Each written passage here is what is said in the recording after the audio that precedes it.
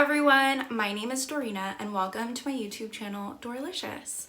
Many of you probably follow me over on Instagram where I share photos, clips, time lapses of the food that I'm making. But I am so excited to be finally sharing videos with you on YouTube so that I have a longer format and time frame to share with you.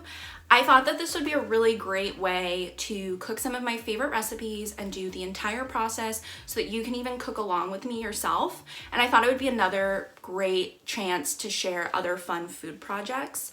I really hope that you enjoy my videos, and if anything, my goal is to make you feel inspired to get into the kitchen and cook, and I hope that you guys stick around with me in the long run. Today, I'm going to be sharing with you one of the most popular recipes on my blog, creamy Tuscan chicken. I think what makes this recipe so great is the sauce. The sauce is delicious.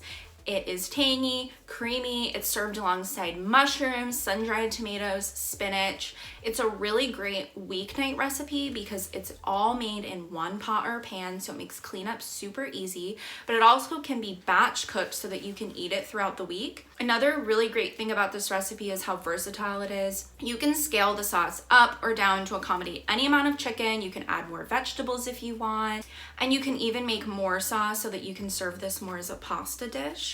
I personally like to serve it with orzo, but you can do pasta, rice, anything that is really going to get all of the sauce used. I'm going to list all of the ingredients in the description, but the full recipe with the written instruction can be found on my blog, and I'll link that in the description as well. So with all that being said, let's get started.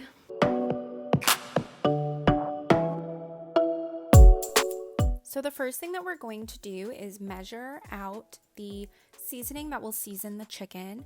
I'm using toasted onion and granulated garlic, which are both from Spice House. The original recipe calls for granulated shallot, which I ran out of, and Penzies was out of stock on that seasoning when I went to reorder it.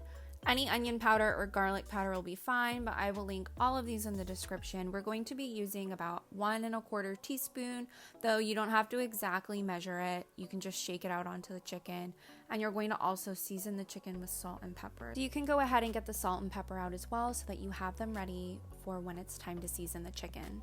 So the next thing that I'm going to talk about are the mushrooms. I like to buy the mushrooms pre-sliced for this so that I don't have to worry about cutting them up. But if you're going to buy the whole mushrooms, slice them up, and when you measure them out, you should have about 2 to 2.5 cups of mushrooms. Any mushroom will work for this: white button mushrooms, baby bella mushrooms.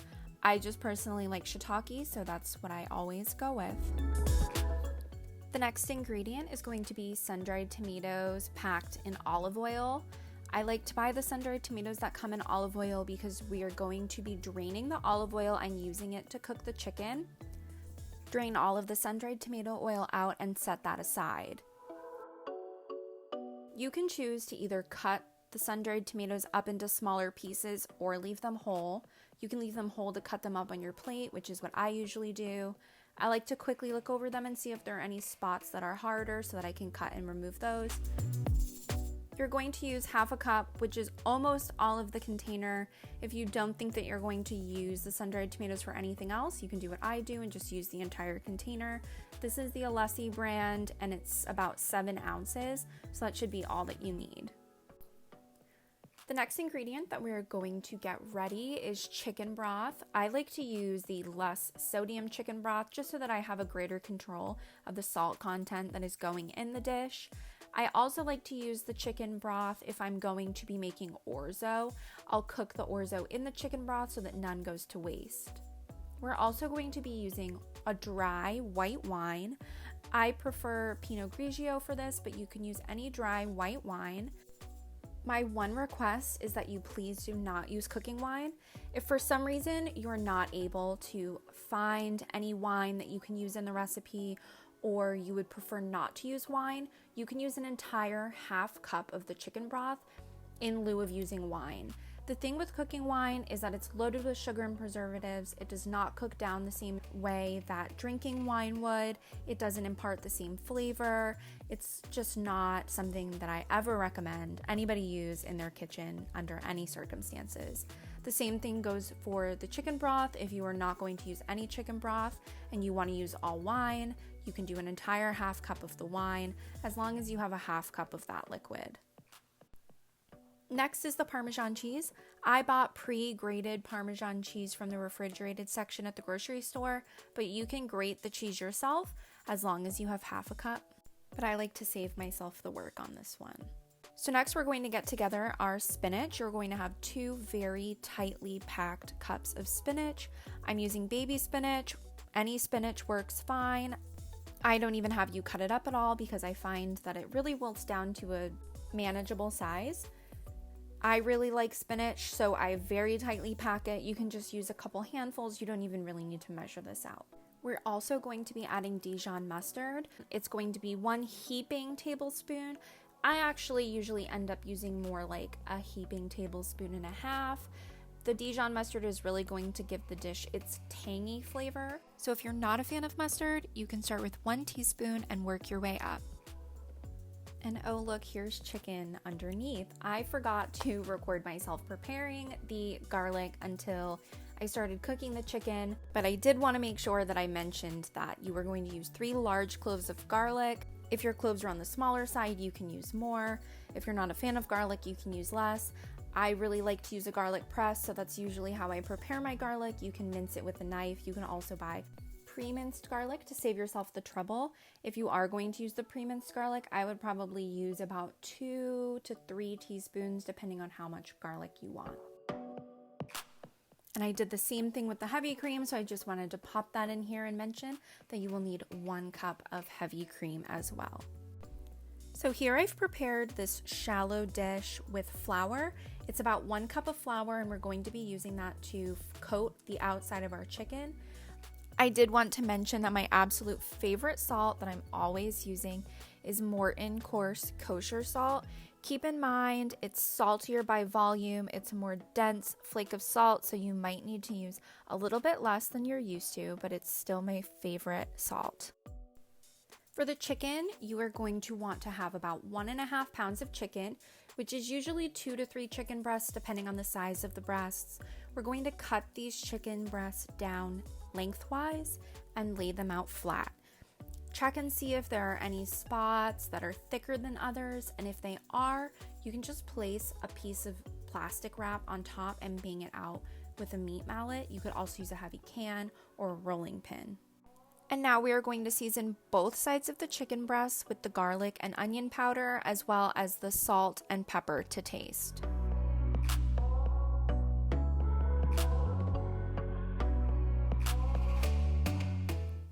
So now that the chicken is all seasoned, we are going to coat the chicken with flour. Set the chicken in the shallow dish with flour and push it to make sure that the flour is truly sticking to the chicken. Flip it over and repeat that same process. If you see any spots that are bare and don't have any flour, just sprinkle some flour on top and push it down to make sure that it sticks.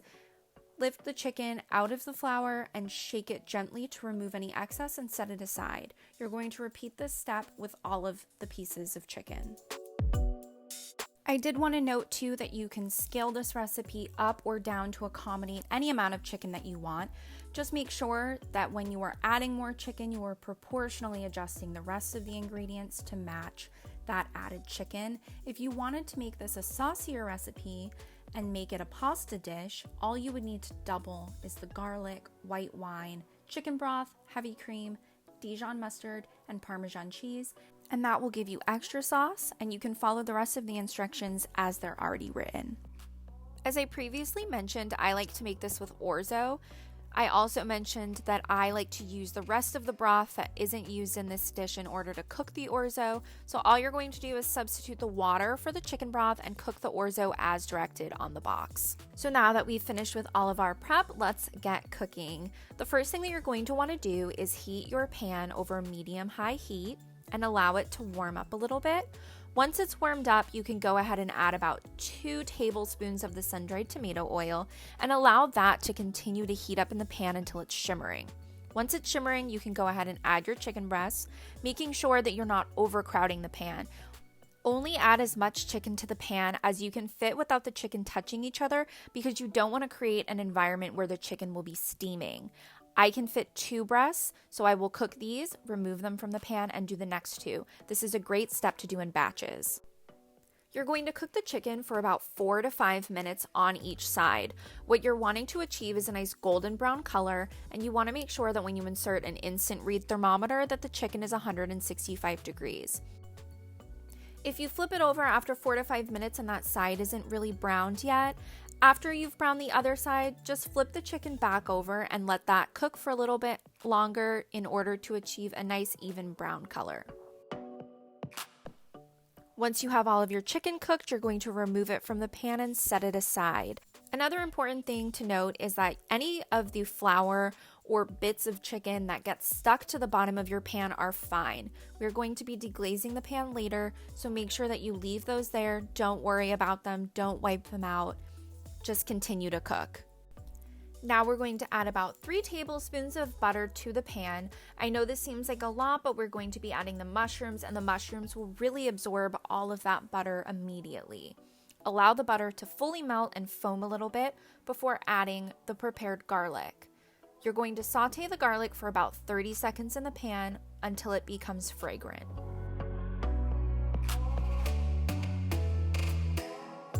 After that, we are going to add all of the mushrooms to our pan in as even of a layer as possible. You are going to then let that cook undisturbed for about 3 to 5 minutes, or until the bottom of the mushrooms are starting to become a really beautiful golden brown.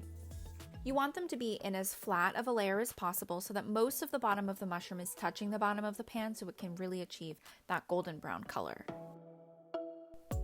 Once you've achieved that golden brown color on the bottom of the mushrooms, you're going to add the sun-dried tomatoes. Stir the sun-dried tomatoes in the pan so that they can incorporate with everything else and get coated with the butter and oil.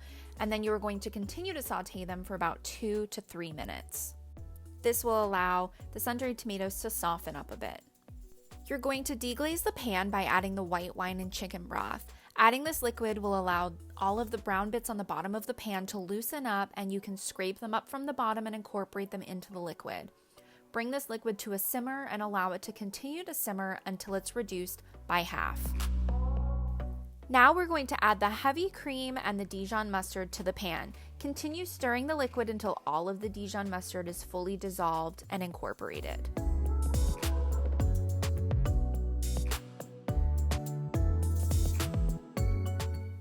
So here you see me adding salt and pepper to season the dish. I actually do recommend that you wait to season, at least with salt, until you have added the Parmesan cheese, only because Parmesan cheese is also salty and you don't want to end up accidentally over-salting the dish.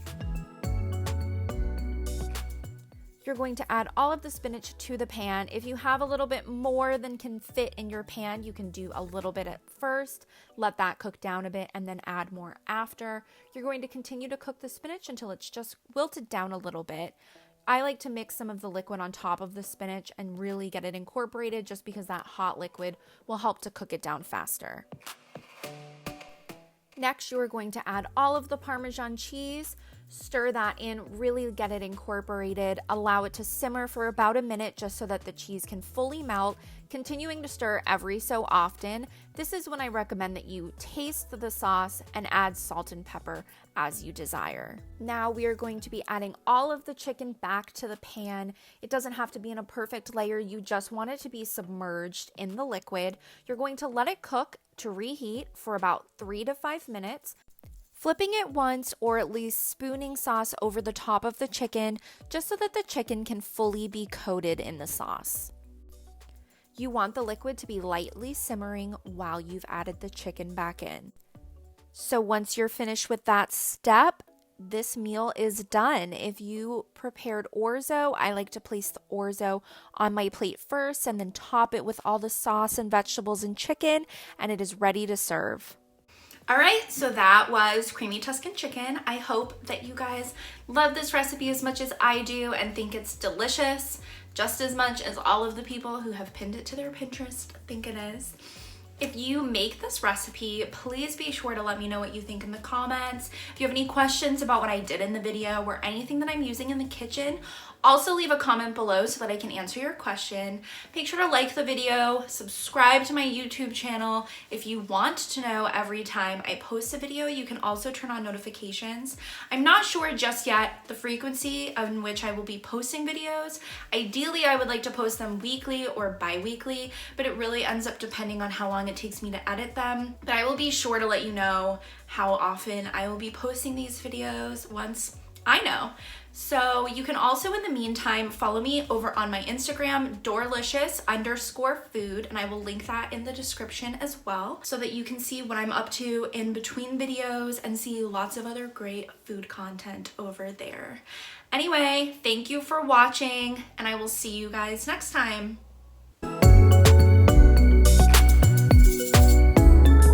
Perfect vehicle to get all of that sauce into your mouth. I don't know if I should be saying something like, this is the perfect way to shovel sauce into your mouth. What if I do this at the end?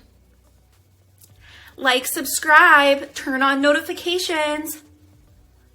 I could do that. Do you think people would follow me? Probably not.